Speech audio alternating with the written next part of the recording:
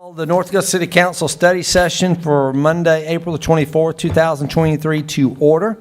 At this time, I'd like to turn it over to our City Administrator, Mr. Jim Clifford. Thank you, Mr. Mayor. And as with our study session, we'll have three items for this evening's consideration by council. One will be the review the upcoming city council meeting. Second will be department details by department heads. And lastly, under Mayor's Matters, we'll have a brief update from Linda Williamson about Riverside Village financials, which we do on a quarterly basis. So with that, we'll go ahead and move into our city council meeting.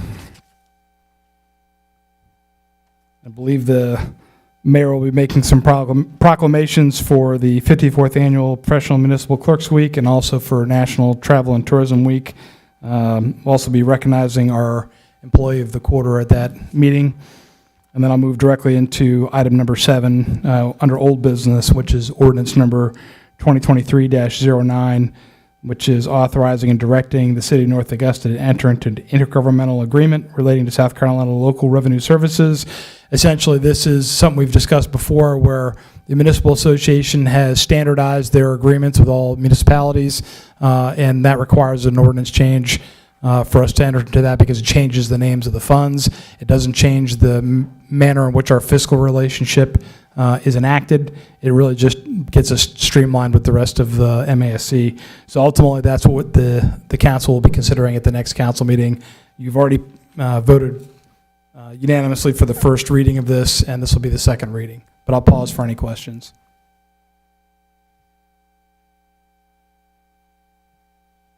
Okay, moving on to new business, we will have under administration resolution number 2023-20, amendment to parking agreement with Riverside Hammond's Ferry. So I understand the title may be a little misleading. This does not concern overall parking in Riverside Village, just is very specific, and I'm going to defer the discussion to our City Attorney Kelly Zier on the arrangement that's before you today. All right, this basically is the same agreement that we entered into in 2020, but with different entities. It's the same individuals. It's Ken Newsom and Lance Jones, just two different LLCs or corporations that they have formed. The agreement is almost identical, other back at that time it was subject to them closing on the property. At this time they now own the property. These two. I think we've got it provided that the agreement is effective as long as they obtain a building permit and commence construction on a parking lot within 3 years and complete it within 4 years. If that's not done, then the agreement's null and void. We also agree to extend this if they sell the property to other persons that would be done. And I think previously we determined that this property that we're allowing them to lease can only be used for parking. There's power lines above it, and I think there's even limited as to how much of the soil can be turned or anything. So nothing else can be done. This way we get them to build the parking lot, and we get limited use of it, but should be beneficial. Did we change the term to 3 years to 4? Was that longer before originally? Or was No, now the term is much longer than that. The term's 30 years. No, I'm talking about, they have 3 years to build. Did we lower that from when we had the study session? I had 5 in my head, but maybe not. Did we?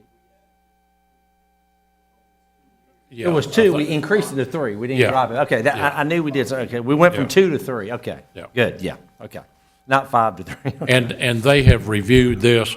I do think the one change on the agreement, I think, I guess it's Ken's son maybe is the one that's going to be signing it rather than him, and I'll have that adjusted by the time we have it next week. And we do this by ordinance because it's dealing with real estate. Even though this is resolution. Oh, this is the ordinance. Okay. Yeah, I'm not sure how we had it on here, but this we will have it on an ordinance next week. Okay, not a resolution. Yeah, not a resolution. We have it as a resolution. Yeah, it'll be an ordinance. Okay. Yeah. So essentially, just no big changes, just two different LLCs. Yeah, that's right. And they own it together, though, 50% each. Okay. Any additional questions or conversations on that topic? If not, we'll move into the back page here. Items number 9 through 12 are related. These are all in regards to the upcoming election, which is tomorrow. And item number 9 will be the 2023 municipal general election certification of official results from the Municipal Election Commission. Item 10 will be the recognition of Councilmember J. Robert Brooks, who is coming off council after a long service both as a city employee and as a council member. Item number 11 will be under City Council oath of office of newly elected council members administered by Judge Thomas Murphy, of which we know we'll have at least one new council member based on number of seats. And then lastly, under City Council Mayor Pro Tempore selection by council, which will potentially be on the 1st of May, but depending on circumstances, could actually be pushed to the 15th as well. And we'll handle that later this week to figure out where that's best going to fit.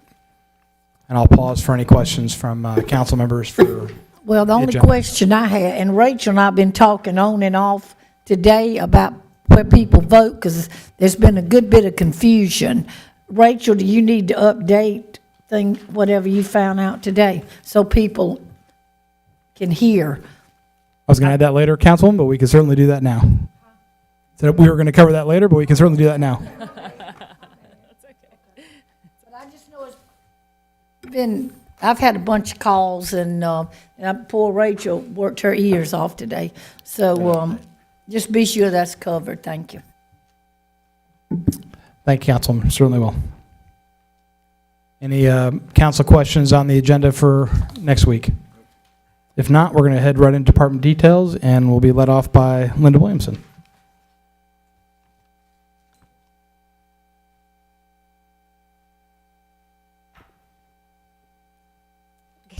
Good evening, Mayor and Council. I have just two updates. Our Cycle 1 customers will have their due date on Friday, May 5th, and our Cycle 2 customers will have disconnect dates in May 3rd and 4th. That is all I have. Thank you, Linda. Thank you, Linda. And James was not able to make the meeting tonight, so I think Rachel's got him covered for public services. I do, thank you. For public services, property maintenance is installing spring flowers throughout the city at parks and streetscapes, et cetera. So you'll see our folks out there working. They're doing a great job, as usual. Planting is scheduled to be completed by Friday, May 5th. And I have another announcement to make that's not listed on here. Late-breaking, exciting news. And if you'll bear with me, I have something to read. Today, the Rural Infrastructure Authority announced their grant awards for the SCIP grant. The SCIP grant is South Carolina Infrastructure Investment Program. As you may know, I believe we've told you, the state of South Carolina invested heavily into this grant using the state ARPA dollars, $1.369 billion to be specific. I'm very happy tonight to announce that the city of North Augusta received a grant award of $7,656,789 from this grant program. This is incredible. Yes. It's huge. This is the grant that we've referenced previously to you all that we've been waiting for an announcement on. I just want to give you a little bit more information. So we'll receive this grant, and this will allow us to rehab sewer lines of our 3 largest wastewater interceptors. This covers the full span of the city. This is a significant investment in our infrastructure that we've not been able to do. This grant does require a match. Our match is $1,351,198. In total, this project will be just over $9 million. Again, this is a significant investment for our community, just like so many of the other cities across the state that are receiving these awards. So if you remember, council previously generously committed funding to funding just one of the interceptor projects. And when we did that, we set aside just over $3.9 million. Well, I'm happy to report that we won't need all that money. So we will be able to put back into our ARPA funding availability just over 2.5 million. To be specific, $2,583,806. So we'll be able to reallocate those funds to so many of the other worthy projects that we have. I would just like to recognize a few folks, in particular, all of our city staff in our utilities department who work on our infrastructure every day, and James Sutton and his leadership team for keeping this project on the list, these projects, I should say, these interceptor lines, and making sure that we knew what we needed to have done in our city. Of course, the Rural Infrastructure Authority staff, they took on a huge project, and we appreciate everything that they've done so that this could come to fruition for all of us. AECom, which is our partner for infrastructure, particularly our water and our wastewater. And last but certainly not least, Representative Bill Hickson and Senator Tom Young, everything that they did to support the City of North Augusta application, but in general, encouraging their colleagues to use the state ARPA dollars to invest into infrastructure. It really is transformative.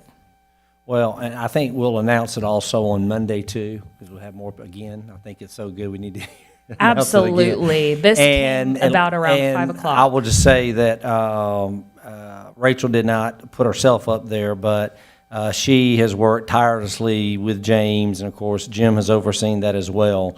And, administration has worked very hard on all this. And I think what hit me about this, I was thinking about it this afternoon, is, all the people she talked about, all our teammates, employees here in this city, their job is to work to make citizens' lives better in North Augusta. And I was thinking, besides what Parks and Rec and Tourism has done in the last couple of weeks in this, we have gotten over $8 million in grants to make the quality of life of citizens better without citizens having to come out of pocket for it. It's just huge. So our hat's off to administration and James and staff. That's a great kudos. So thank you. A win-win. Rachel, All the what way was the across. grant called again? The SKIP grant? SKIP, okay. SCIIP. Everyone just calls SKIP. Thank you, Rachel. And we'll move on to planning and development with Tommy Paradise. I must say that one's a hard one to follow, and I just don't have it. We're gonna have the Board of Zoning Appeals next Tuesday. Thank you, sir. Let's start working on it, okay? Just kidding. Next up, Chief Thomas from Public Safety.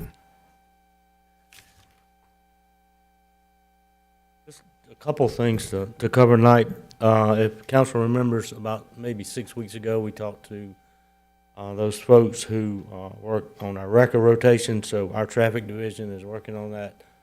We should have something back to you in May to go over that recommendation to council, to present to council. Also, this is the second week of fire class for us in Aiken with 10 in attendance, and everything seems to be going fine. Thank you. Thank you, Chief. Next over to Rick Meyer from PRT.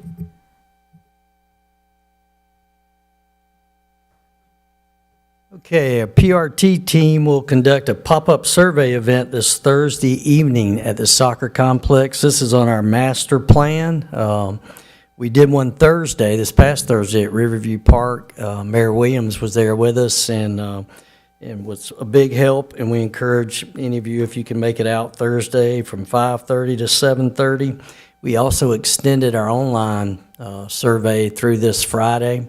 According to Land Plan, we've got a good results back so far, but I'm just one of those that wants to give people another week, another chance, because I want as much input as we can get on this master plan. Just to let y'all know, if you can make it on Thursday, what's cool is the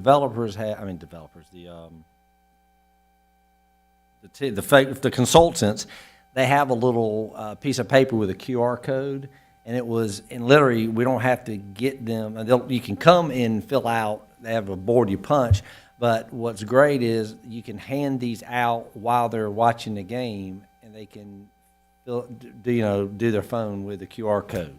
So if you're available to help them, it'd be helpful, but it's great. People appreciate it. Good job, Rick. Thank you. Also, PRT staff members Lee Jones and Ben Bartley are en route as we speak to Bowling Green, Kentucky, to pick up the City of North Augusta's mobile stage. Oh, wow. Yes, tomorrow morning they'll have 4 hours of training before they hit the road and return back. So we'll be ready for the river event with our own mobile stage. Oh, wow. Awesome. And yeah, a long time coming. And the PRT Tourism Division partnered with North Augusta Ford and North Augusta Chamber of Commerce for the first Taste of North Augusta event this past weekend. We had lots of traction on social media, local media, and so far we've had a total of 64 surveys completed through the QR code. So it was a very successful event for us. Thank you. Great. Thanks, Rick. Over to Tom Caesar for Engineering and Public Works. So our paving contractors completed both our C-Fund resurfacing and the alleyway paving last week.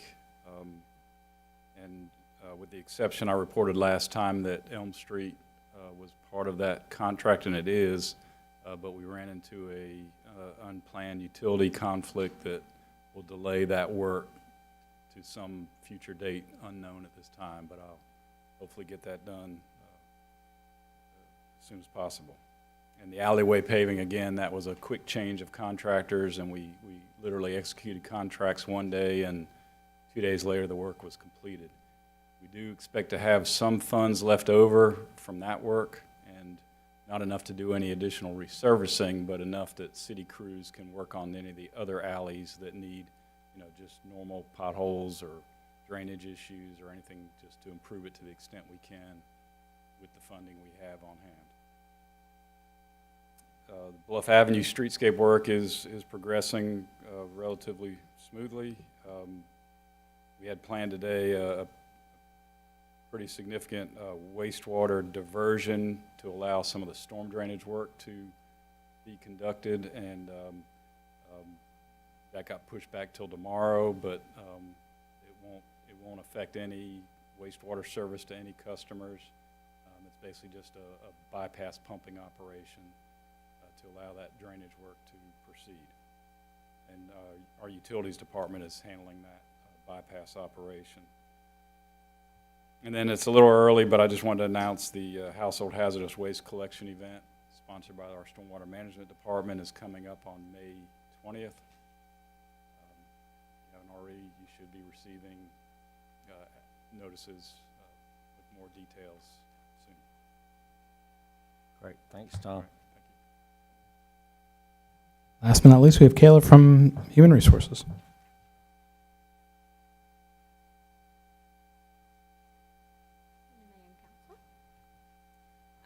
If you'll look on the back of your department details, these are our current vacancies that we have. And I just want to encourage everyone to look on our website, northaugusta.sc.gov/jobs. We update that every Friday. So if you don't see something they like there, every Friday it could be changed. Thank you, Caleb. Thank you, Kayla. That concludes our focus items, or correction, our department details for this evening, and we'll move into our Mayor's Matters focus item, which will be the under Economic Development, the Riverside Village at Hammond's Ferry Council update, and I will turn that over to Linda.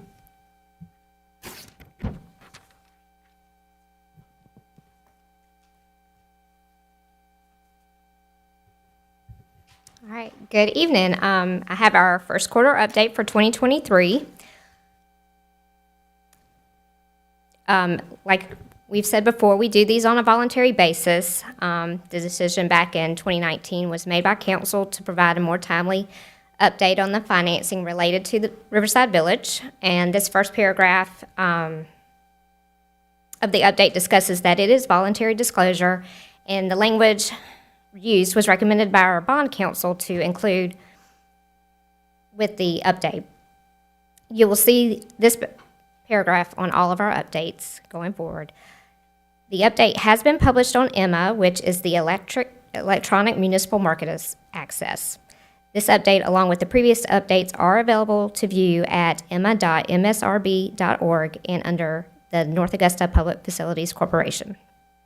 We are required to do an annual filing, which we will complete after our audit is done, which is usually in May. And several tables from this update come from that audit, so they won't be updated until Q2. This first chart happens to be one of those tables that's included in our statistical section of our annual financial report. So presently, this table remains unchanged from our last update. We will update this table to reflect the assessed values of all real and personal property for the 21 tax year and the prior 4 years once the audit is complete. The taxes assessed in 21 are collected during the fiscal year of 22. This next table you see is our tax rate. It has been updated to reflect the tax rate for the tax year 22, which is collected in the fiscal year of 23. And it also shows the rates of the previous 4 years. In November, Council approved a 2 mil tax increase for the 23 budget, with 3.8 mils going to the Capital Projects Fund. The next table is a copy of our 2023 general fund budget. We're required to publish this annually, and it's preferred that it's in a table by itself. This table also comes from our statistical section of our financial audit, so it has remained unchanged, and it will be updated with the once the audit is complete. Is it possible going forward to maybe have an asterisk on the pages that, and have a statement that says it'll be updated once we have the audit? Absolutely. Versus you just having to tell us, because I know All the citizens time. look at that and say, oh, you want, you know. Yes, absolutely. I'll make that That'd be note right great. here.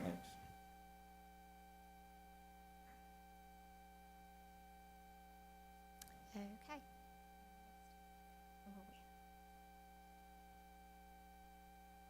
Again, this is another table from our statistical section of our audit, which will be updated in the next report once the audit is complete. And this is the last one that's from the statistical section that will be updated from the audit once it's completed in May. And we'll have all that updated in in Q2.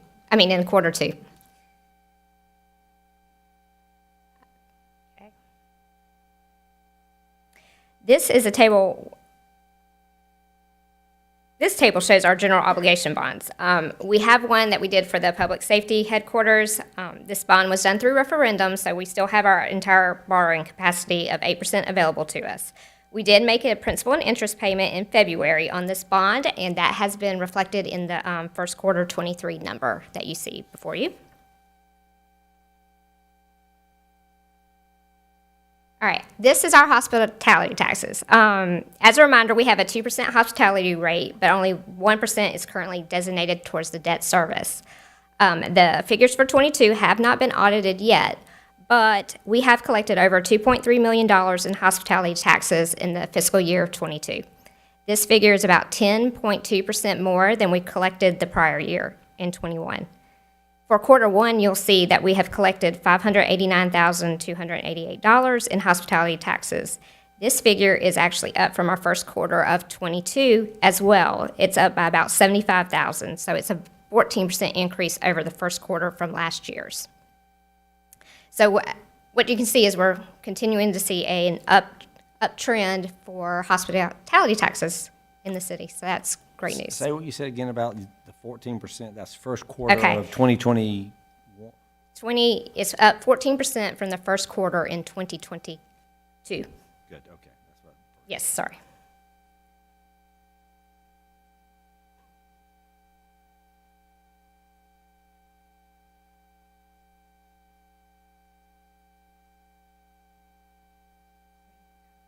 Sorry. Okay, so the next table we have is our local accommodation taxes. Currently, we have a 3% tax rate for the city, and we are only using Crown Plaza's amount that's dedicated for debt service. But when we present the report, we present all the accommodation taxes for the entire city.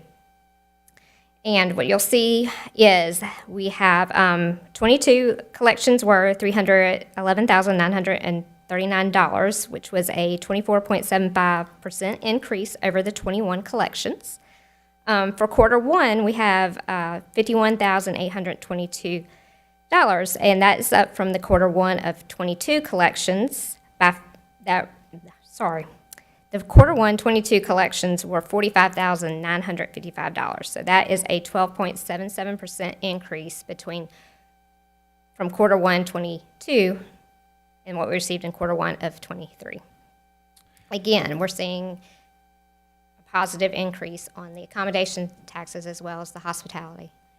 I'm glad you talked about that because, again, there's a lot of misconception that it's the Crown Plaza, that's the only part of the A-tax that's going toward the debt service, not all the other hotels we have. No, just the Crown Plaza. Yep. The rest of it stays in our, Regular A-tax. yes. Okay. those taxes. Mhm. Perfect. All right, the next table we have is our tax increment revenues. This includes all of our TIF revenues.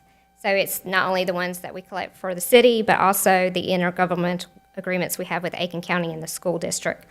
We'll also have a payment of around $350,000 that we will make back to the county as part of that agreement, which we will make that in May. So that will be reflected in our quarter two update. But the current figure you see before you reflects that all the Riverside Village properties have been paid.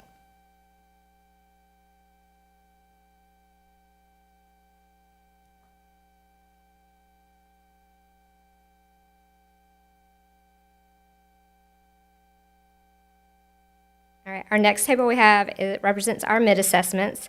The mid-assessment for tax year 22 in the amount of $744,282 was adopted by council in February and added to each one of the property's tax bills. The total mid-receipts have been collected in full for the tax year 2022.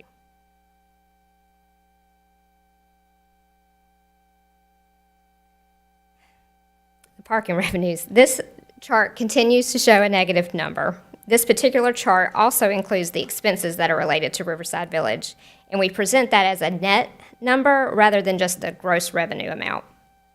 So we are still going through discussions with the hotel developer and management.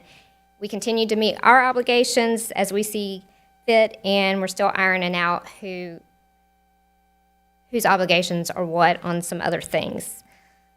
But this is why you will continue to see this negative number at this point. But the additional language we added to the report still remains in there to reflect that. And this is our final chart. As you can see, all the 22 revenue has been added. Our emissions tax is usually received in August for the second quarter. Sometimes we'll see it in the second quarter, depending on when the checks go out, because that's their year end. We have received the rent on the retail space in the stadium earlier this month, so we will see that in quarter two update. And the naming rights are usually paid in December. So that's all I have. Do you have any other questions? Very good. Thank you, Linda. All right, and I will turn this over to either Jamie or Rachel to talk very briefly about the updated information on the polling locations, Councilwoman, as per your request.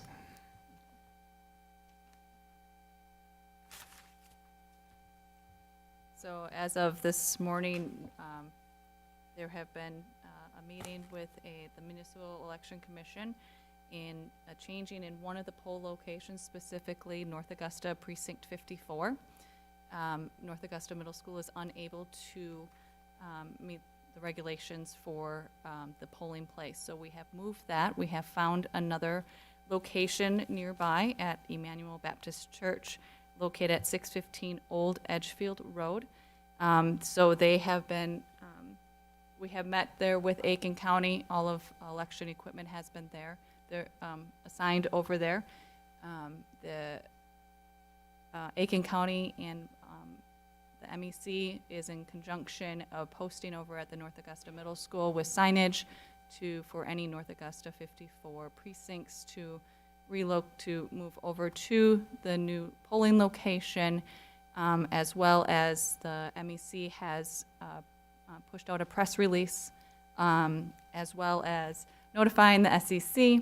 All candidate parties have been notified, as well as the official writing candidate, regarding the changes in this. So with that, if there's any, and otherwise the election will go on tomorrow, 7 a.m. to 7 p.m. And if there's any questions for Mayor or Council, I'm happy to assist. The election commission, they don't think they need to have a person over there directing. They'll have a sign big enough to where people know that'll state where to go specifically. If we may request county, because they are the ones that are contracted to run the election. She is, Miss Cynthia Holland has stated that there will be signage up there. Okay, good, okay. Because of the parking. And, but we will also be placing a sign up there. Mr. Ben Watson, the chairperson of MEC, is overseeing that area as well, so I can have him go back and forth as well, because they are showing, MEC will be at certain locations just to drop in and see if there's any questions to assist and reach out to Aiken County with any concerns. But SEC on, just to clarify, the secvotes.com, where residents can find their voting locations. It will be updated overnight, and officially all polling locations should be updated for this election on the SEC, according to my contact over at SEC, which we have spoken with, and in addition to the correct precinct for 54 as well. Jamie, thanks for all your help. If someone doesn't know their precinct number, where would they find that out? I mean, SEC votes, if they're more than welcome to call the office here. They can reach out to Aiken County elections. Okay. If they live in Edgefield County, they're more than welcome to reach out to Edgefield County as well. We can guide them through the secvotes.com. We'll just need some information that we can put in and guide them as well. Mm-hmm.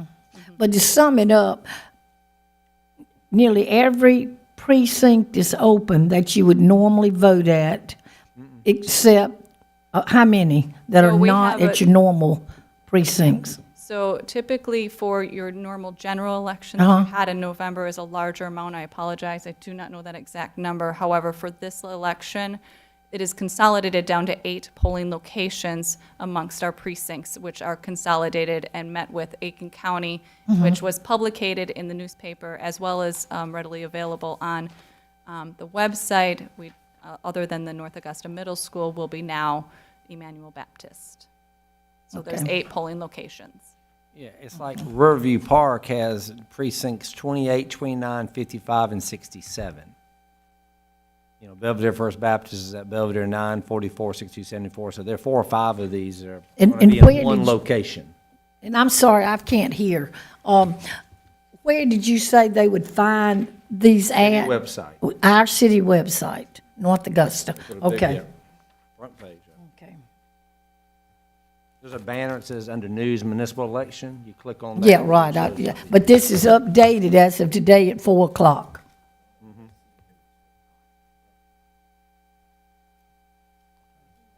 Everybody voted. Can you publish an image on social media for us to share out of the polling locations?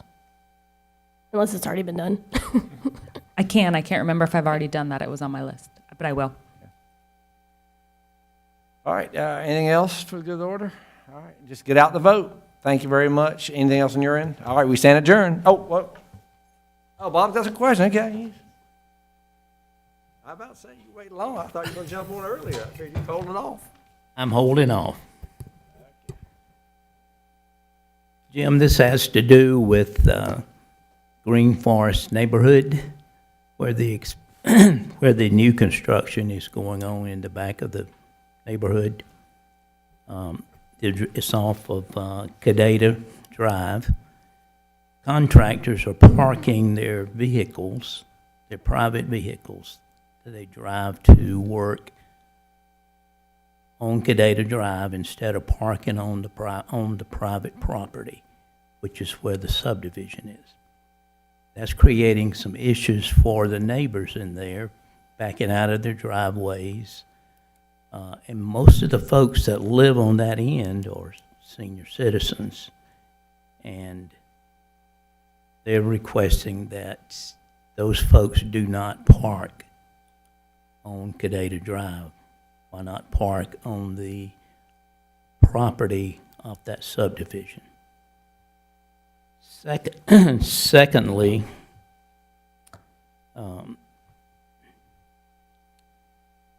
behind this person's address at 115 Cadeta Drive, the contractor made an 8-foot cut adjacent to his property line. And with so much water in that area, it is now holding for mosquitoes, tadpoles. City needs to look at that and make sure the contractor is doing what he's supposed to prevent the mosquito problem later on. As I mentioned, tadpoles are already there. Another issue is there's a noise problem as well, and that's, I think they have already contacted somebody. I think they contacted Tommy regarding a noise issue. The noise issue basically has to do with working after 6 o'clock. They're working as late as 8 o'clock, and that's disturbing the neighbors again. And the final thing is when the contractors leave either at 8 o'clock or either at 5 o'clock, there is no speed limit for them. They will go through the neighborhood anywhere, it seems as though anywhere from 35 to 45 miles per hour. Of course, if you're standing in the yard, you just seem like they're doing 60. So we would ask for some public safety enforcement of speed again on Green Forest Drive after the hour of 5 p.m. I do have pictures that I will email you tomorrow or tonight. I left my phone at home. I will email those pictures to you. I'll acknowledge all, Councilman. And one of the main things that the seniors are concerned about is there is a flatbed trailer that's parked on the opposite side of the road where the contractors park their pickups. There's no markings at all around the trailer, such as cones, lights, or anything. Somebody could easily run into that, which would be a responsibility for the contractor. Now, this individual did contact Jason Winter, and he was told off pretty badly by Jason. His comment was, we can park our vehicles anywhere because there's no yellow or red paint on the curbing. Well, that neighborhood does not have yellow or red paint on the curbings anywhere in it. Anyway, if you would look into these, please, we would appreciate it. Yes, sir. Very good. Thank you. Very good. Thank you. All right. Anything else? We good? All right. You good on your end? We stand adjourned. Thank you.